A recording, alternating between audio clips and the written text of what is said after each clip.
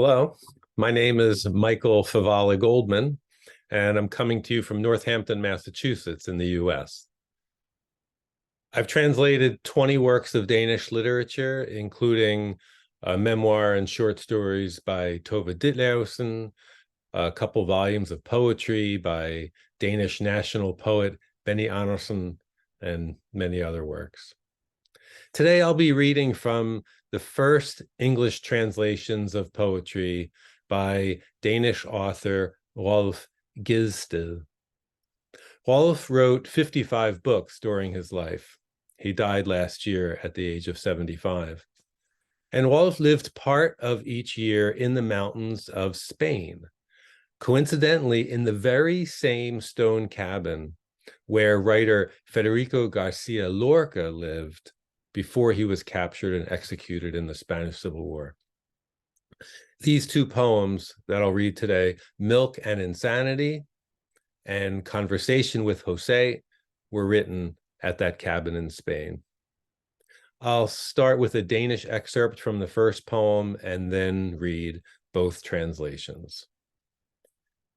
Mælk og vanvid. Jeg drak mælk. Verden flyder i vanvid.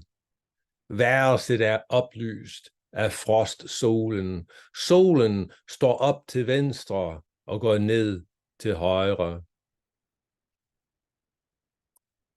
Mælk and insanity.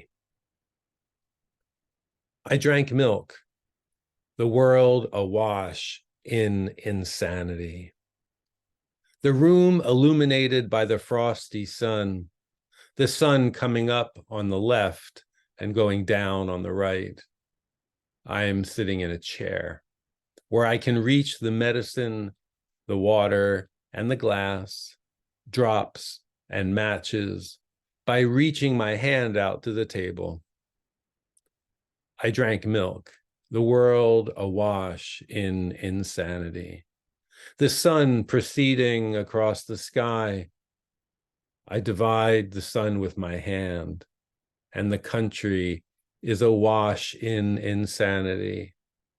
The country seen through the sanitarium's windows, which need washing.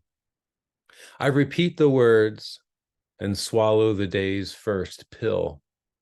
A large sedating tablet I break in half and wash down with a mouthful of water. Then I set afloat a broken match, slosh the water to dissolve the red sulfur. Then I eat 2 raw eggs instead of flowers and a slice of fresh bread. I'm reprimanded by the psych nurse who comes to take my glass away. Now I have to change the water. I'm surprised by the nurse's care. At noon, I hear a sigh from the sanitarium's hallway. Everyone is waiting for the big ride in the chairs. We get tied down and rolled out in turn, howling impatiently 10 times around the fountain in all kinds of weather, and rolled back again into the rooms. Now I am tired, and so are the others. After 2 hours sleep in the middle of the day, I wake to the boiled eggs and the medicine. I put my hand to my heart and count its beats down to normal. I can do it myself, and the aide would rather not.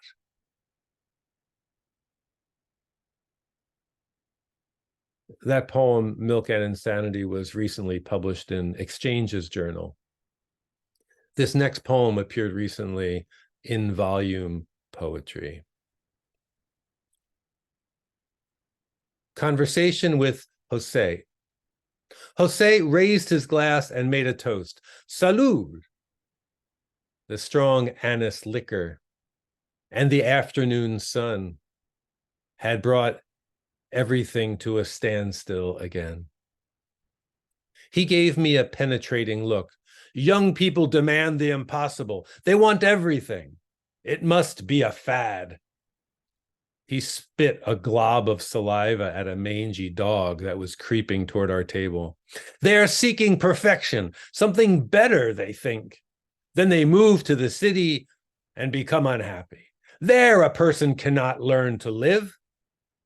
He looked at me earnestly. There are too many going at it there.